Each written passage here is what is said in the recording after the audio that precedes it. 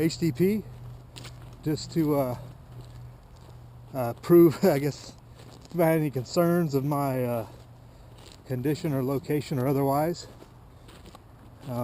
Still here. Been doing a lot of working and a lot of reflecting and a lot of planning and organizing and other stuff in the interim. And a lot of it obviously probably has to do with what's been going on. But I felt like it was time to put a video out.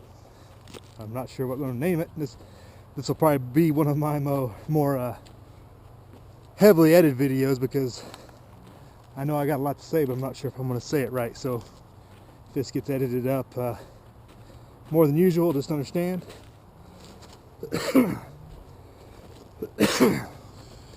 Oh boy, up here on the motorcycle, hopefully he doesn't run over me.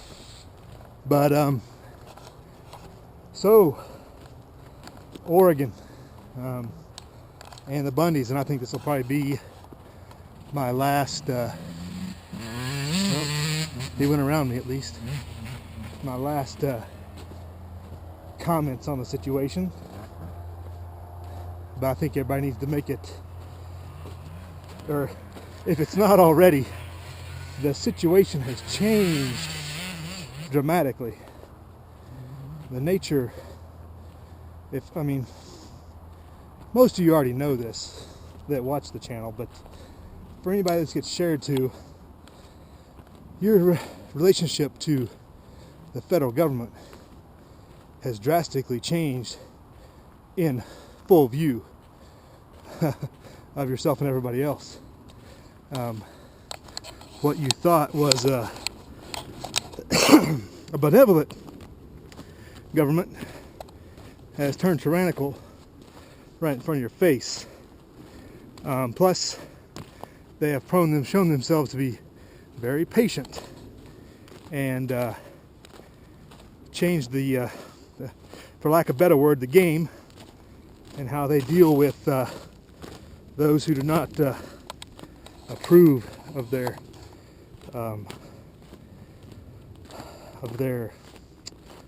proclamations, of their decrees, whatever you want to call it.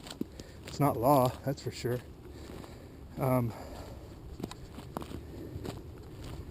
It's been made very clear. They will hunt you down. And speaking of the Oregon thing, I think, let me go on that track for a little bit.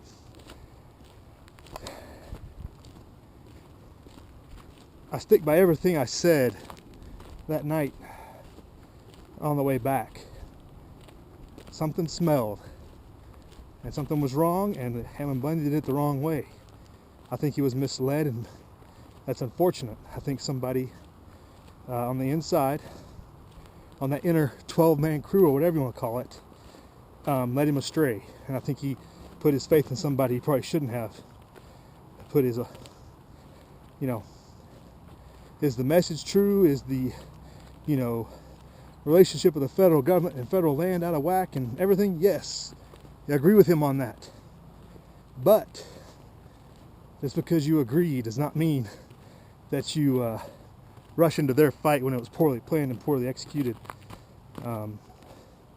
etc. Poorly set up, not the time or place, not in the will of the people that were there. Burns, Oregon, the day he was there, Ammon Bundy failed to realize the situation he was in. That nobody, or dang near nobody, was going to go out there with him. He should have, what we like to call the OODA loop: observe, orient, decide, and act. He failed to observe and orient himself to the situation. He had himself a plan he was going to execute regardless of how the situation may have changed. And I'm not sure why he did that. It makes no sense. But you do not, again, for future reference and for understanding the fight you're in and the situation you're in and the nature of things, if you do not have numbers, if you do not have local support, in particular if you do not have a host, you do not jump into that. And I base this on many things of reflection over the last 2 months, rereading, relearning what I have studied in the past on insurgency, basically. It is an insurgent environment, and the textbook FBI response is exactly what they have used against narco-terrorists, drug dealers, mafia networks, whatever. They are using that same playbook against what we would call the Patriots, Liberty Movement, whatever. You are now classified. You were already classified, I believe, if we can look back at past documents. Classified as a domestic terrorist network, because you disagree with, what the federal government is doing. Just that alone gets you classified together, and just your actions are finer details that they'll sift through, put you on their threat matrix to decide about how they will pluck you up later. And that definitely includes me. But where I fall out in that is I don't know. It's hard to say. When you look at the short list they went through, it's just a matter of time. It's like, well, how much farther down the list they want to go? Because they got a list of thousands. It's just a matter of where you fall out on that list and what they can trump up to accuse you of something. You know what I mean?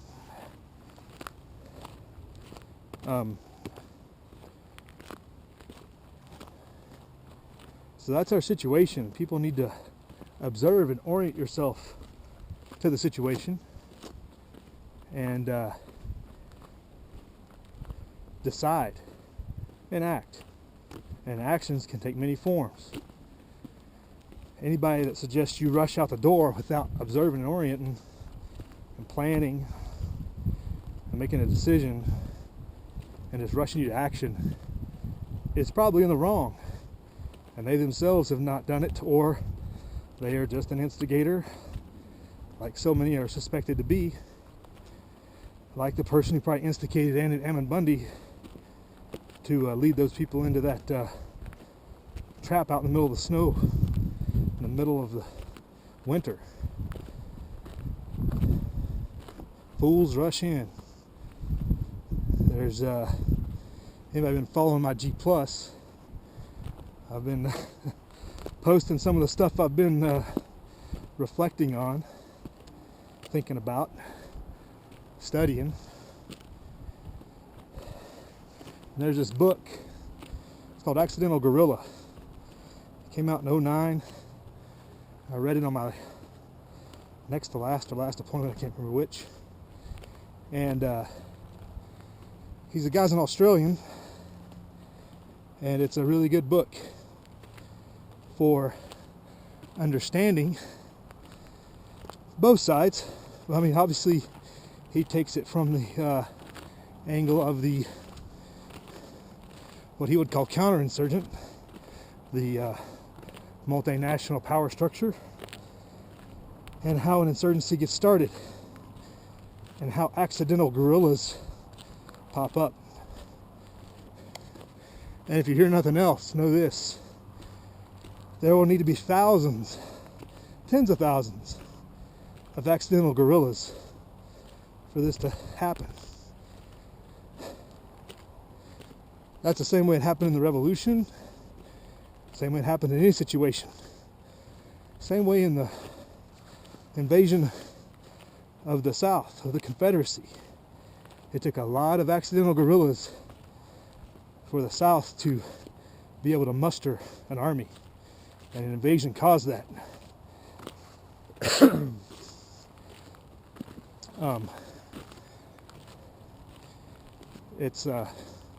He goes through a series of counterinsurgency actions that he studied and was involved in, and how the local populace has to be separated from the insurgent.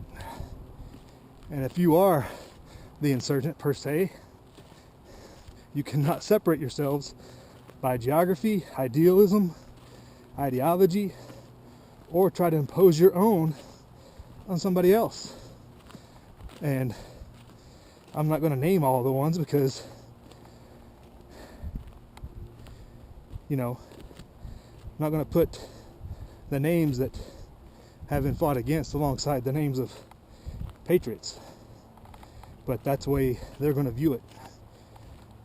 Just like that old DHS video calling the Founding Fathers terrorists. Well, here we are again. Bibles and Barbells put out a really good video today talking about nationalization of police. It goes back to the old theory I have that the police force and the police state will increase as the economy decreases. And we're still on that trend. It's a reaction to it, and the only way the economy can be propped up is to increase police state. So that trend continues. But it's a really good video. I'll post the link below. He posted it from somebody else, or mirrored it, or whatever.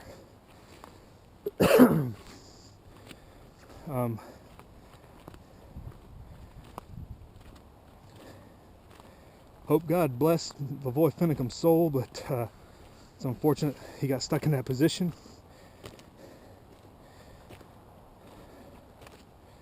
And I think that's about all that I will say from here on about that. I mean, current trend going the way it is, it might be my last video, I don't know. But people talk about the time for action. You see videos out there. Well, they don't say what kind. Real vague. So those are not to be relied upon. You have to have your own observation of the situation and orientate to your situation and your capabilities. So you gotta understand what you're involved in, and it's not gonna be a one-man stand and fight type of thing to get the mission accomplished. I mean, to get any sort of type of freedom restored or liberty restored within your 10 square miles or 1,000-mile radius or whatever you're thinking might be impactful, but you can only impact so much of an area. And I think everybody needs to realize that, especially on YouTube. You can only impact a small area yourself, and focus on that. Focus on your group, team, family, whatever, and what impact you can have on them, stability wise and everything else.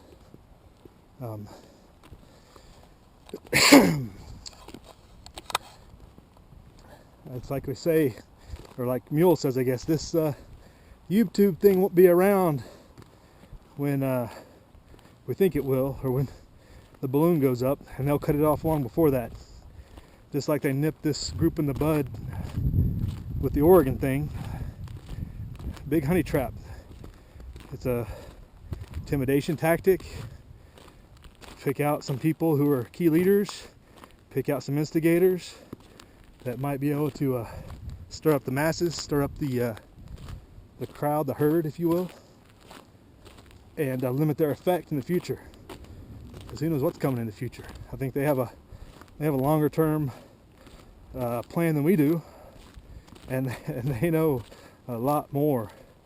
The feds have a lot wider span of understanding of how deep this whole thing is, the movement, or whatever you want to call it, than we do. We only know our one little network and what we can see and hear on the news and on YouTube and everything, but they see the whole vast of it. They see the interweb, they see the networks, they know who's connected to who and when and where. And that's probably the scary thing. When your enemy knows more than you do, you're at a disadvantage. Information is a lot, so take that for what it's worth too. I don't know that we ever truly understood the full impact of that. They know a lot more than we think they do, or they're totally incompetent. I'm going to go with they probably know a lot more than we give them credit for, or have in the past. I think the Oregon thing may have woken a lot of people up, myself included to a certain degree, of the breadth of the net, the Fed net, not the internet. But you know, who all can be impacted and who all's connected, and what it means, and how long are they willing to play out the game to bring you in. Somebody put out a video saying riot all those patriots in prison. Well, one or two of those people are either an infiltrator or an informant. And I think the evidence bears that out. So to think that all those 12 or 15 that initially went into the refuge there are innocent patriots is foolhardy. Fortunately, it's only 15. It only affects a very small network, hopefully. And that's why it's good what Mule says: keep your team small and your close-knit ties, and don't trust anybody. But it's going to take a lot more to come against what's coming. That was a small taste, I think, of you know, you just got to look back at what happened to drug cartel networks in the 80s. You know, mafia connections in the 50s or 40s or whenever that was. They're using the same techniques, same operations, and unfortunately, most of us weren't involved and weren't able to learn from it. So we're having to start from scratch. In a lot of ways, we're trusting of the system still, because we think that there's somehow there'll be protection there, and unfortunately there's not. And once somebody's snatched up, I think everybody else needs to understand that. I mean, Tony says nobody's going to help you, and that's true, and that's why you can't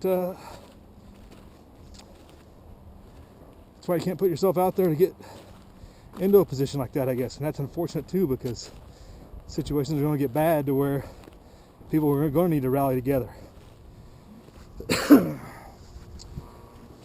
This latest video I just saw seems to insinuate that basically being armed in the presence of feds is now an offense, is an assault upon a federal officer just by being in their presence. So no matter where you are, whether it's a protest or a rally or just out riding your motorcycle on open land, or a cowboy bringing your cattle in, if you are armed and a federal agent shows up, apparently it's a felony, because that's basically the verbiage they're using and bringing a lot of these people in from 2 years ago. So that's not good for anybody. It's all about what's the word for it? Precedent in the legal system, and precedent overrides the Constitution, as we've seen many times. And now I think I'm so far off track I can't even get back onto what I wanted to talk about. But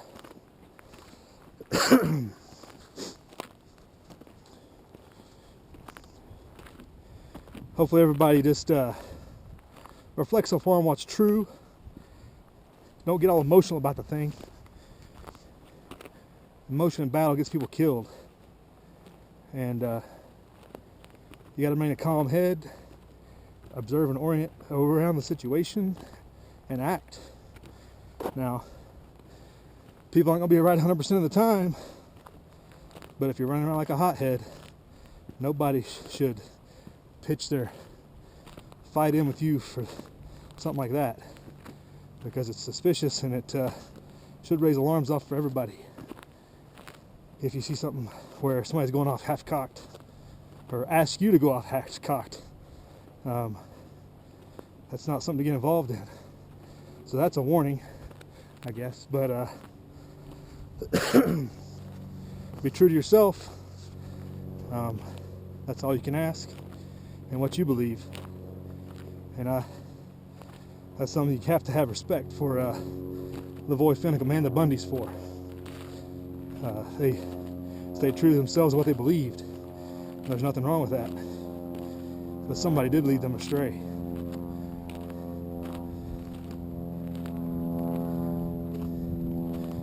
So I think that's about running my mouth enough for this section. I'll edit it up if I decide to add anything else in. Live free.